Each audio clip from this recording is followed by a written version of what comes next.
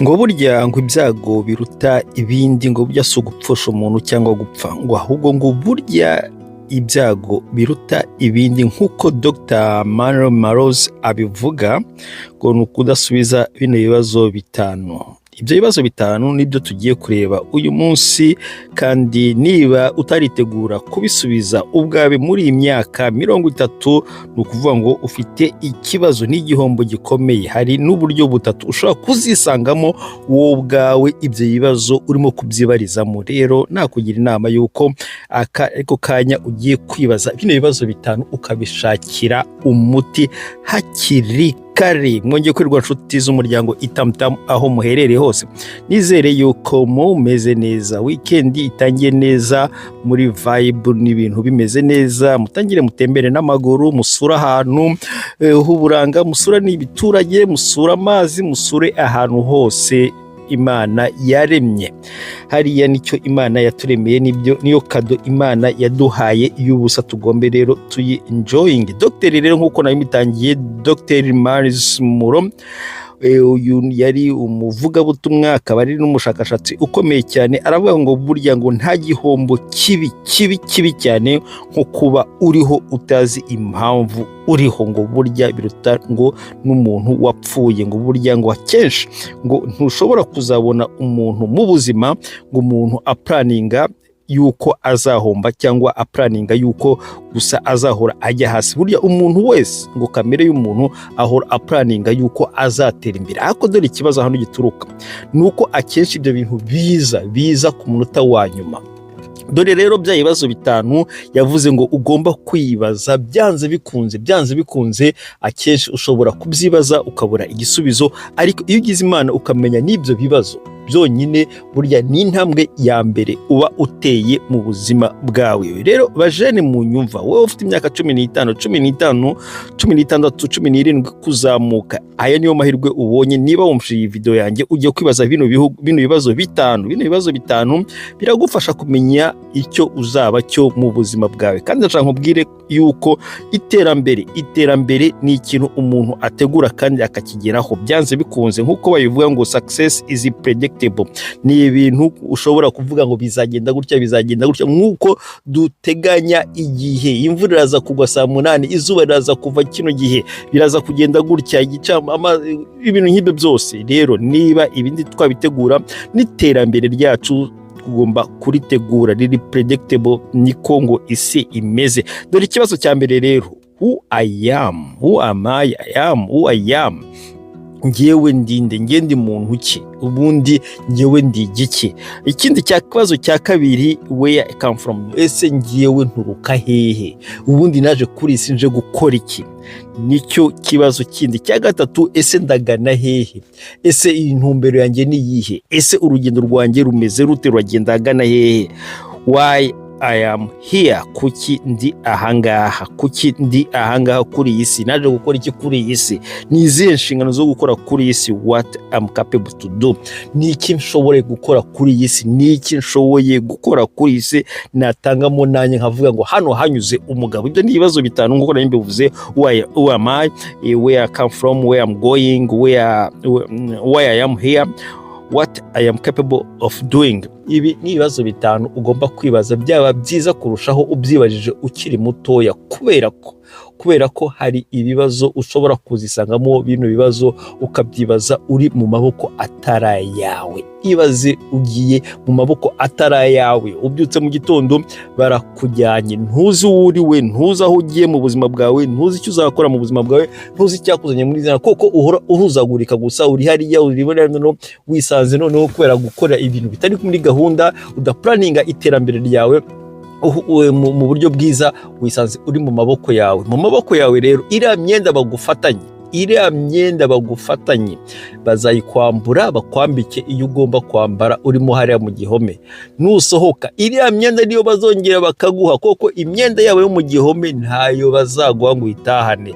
Iriya myenda rero wamaramo imyaka 3, wamaramo imyaka 5, wamaramo imyaka 10, iriya myenda ntizareba niba uzayikwirwamo cyangwa ntuzayikwirwamo, imyenda izaguma ari ya yindi. Cyane cyane hari n'ahantu udashobora gutumiza imyenda ngo bakuzanire imyenda ngo ejo uzataha, oya, ya yindi wazanye n'iriya, nuko nguko yagukwira, itagukwira n'iriya. Ariko nubwo ikiri imyenda, wowe usohotsemo hariya, nkubwije ukuri yuko bino bibazo 5 wamaze kubibonamo igisubizo byanze bikunze.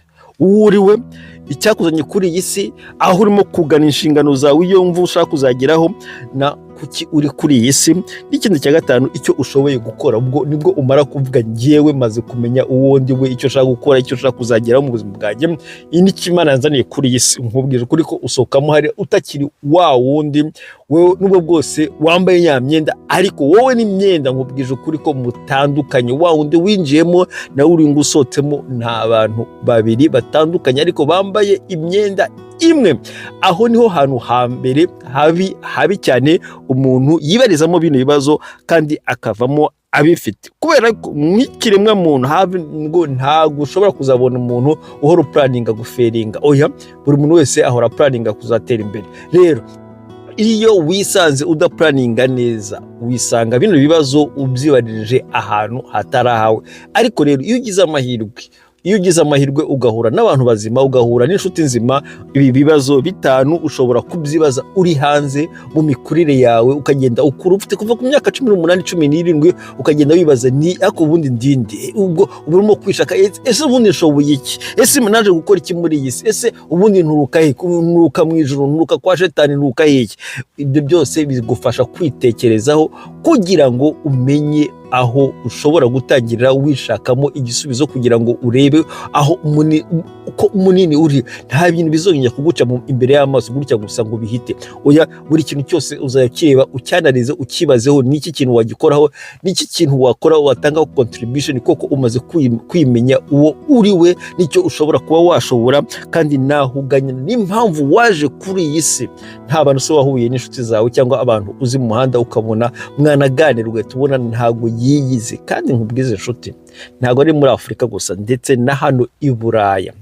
Hano i Buraya hari abantu usanga muganira, ugasanga mwaganira iterambere, mwaganira icyo mwakora cyangwa mwakorera Afurika, ugasanga umuntu ibitekerezo bye ari kure cyane, akumvisha yuko we ikigambiye we na famiye ye ari ubwo kubaho gusa ubuzima, ubundi buzima bukarangira. Ni ukuvuga ngo wowe icyo asiga inyuma nta kindi uretse gusa kuza ngo koko yaje ntacyo azanye, ngo nta mpamvu yo kugira icyo asiga. Urumva, iyo ni imitekerereze mibi cyane, mibi cyane, kumva ko waje ntacyo uzanye ugomba kuzasubira ntacyo ujyanye. Ni ukuvuga ngo uba wiyibagije muri bino bibazo 5. Kuki uri muntu ki, waje gukora iki kuri iyi si, ugiye hehe, ese niki ushoboye gukora kuri iyi si? Nkubwije ukuri yuko ni igihombo gikomeye kubona umuntu afite imyaka 30, 35, 40 atari yasubiza bino bibazo 5 ngo amenye uwo ari we, icyo ashoboye gukora. Nkubwije ukuri ko ni igihombo pe. None uzi ko hari abantu batangira kubaza kino kibazo bageze mu myaka 50, kandi nta kabaraga bagifite, cyangwa n'akazi bafite ari akazi bazakorana imyaka 5, ugasanga nibwo batangiye kubyibaza, ese ubundi ndinde, ese ubundi nshoboye iki, ese ubundi nturuka he, ese ubundi ndagana he, ese ubundi Imana yandemeye cyo gukora kuri iyi si. Ibi ni ibintu usanga twebwe Abanyafurika tudakunda kubyibaza, tuvuga ko hari abandi bantu bazabitubariza, barangiza kandi bakanabisubiza, barangiza kandi bakabishyira mu bikorwa mu mwanya wacu. Twebwe turi aho ngaho, turi abami n'abamikazi, twebwe ubundi turi aho ngaho bo enjoyinga ubuzima. Ntago ariko bimeze. Niyo mpamvu ngo ubona ngo burya ngo nta muntu mu moko yose abaho ngo nta muntu wanga iwabo nk'umwirabura, ngo burya umwirabura niwe muntu wa mbere wanga iwabo ngo ugereranyije n'abandi bantu. Ngo niyo mpamvu usanga bo nibo bantu bake cyane b'investisi wabo bashaka iterambere iwabo. Uzarebe uzarebe nk'abantu bavuye mu biturage bakajya mu mijyi, ushobora kumara imyaka 2, 3, 4, 5 utarajya mu giturage no kubasuhuza gusa. Kubera iki? Uhora ufite ubwoba yuko bagusaba, bagutera ibibazo ibiki n'ibiki, ariko biriya ushobora kuba ari byo urimo gutekereza muri wowe, ariko ubundi bashobora kuba gusa banagukumbiye ngo banakurebe. Yego nzi ko wagize transformation, ko wageze mu mujyi, wageze mu mijyi ikomeye, ukumva warahindutse mu mitekerereze, mu zindi challenges z'ubuzima, ariko ukumva ko bariya wanajyayo ukumva ibyo baganira n'ibyo uganira mudatandukanye. Ariko burya hari ikindi kintu ushobora no kubigiraho, buriya ushobora kubigiraho byinshi cyane, kuba ari abantu ubumuntu no kubamenya uburyo abantu bagenda bakura vuba, abantu uburyo wasize umwana akiri imyaka 5 uyu munsi akaba yarabaye umugabo, yarashatse. Hari ibintu byinshi cyane wabyigirayo, ndetse ni n'umwanya wo gufata fresh air, kubera ko mu mijyi twirukanyiramo burya hari ibintu byinshi cyane bitwicira ubuzima, tutabona umwanya wo kugira ngo turuhuke dufate ama fresh air. Uzarebe mu mijyi myinshi usanga bateganya yego ibiti abantu bazajya banyuramo, amazi ibiki, ariko burya ni ahantu hato cyane. Ariko mu biturage burya ujya ukamarayo umunsi umwe cyangwa 2, nibura uba waruhutse, nibura wiyibagije za nduru zo mu mijyi, ibi za ambulance ziba zivuza induru, za fire, za byaki, ibintu bya ibiki bizimya umuriro, ibiki byose, ibintu nk'ibi byose, za mbutiyaje, ibintu byinshi cyane uba niba wabyibagiwe wajya ahantu hari calme, kubera ko umubiri wacu n'ubwonko bwacu bwose bikeneye gutuza. Ni nayo mpamvu abantu burya abasenga burya no kugira ngo nawe wicare hasi witekerezeho, nibura usubize ubwenge ku gihe nk'uko abakuru babivuga, kugira ngo urebe uburyo isi irimo gutera, urebe nawe ubwawe uburyo wagira icyo wakwihinduraho, ukirebaho, ukimenya. Kubera ko burya hari igihe tuba tuzi ko twize, ariko burya wagera ahantu nibwo ubona uburyo abantu bakora ibintu n'uburyo batekereza, nibwo utangira kubona ko nawe burya ntago wiyizi neza.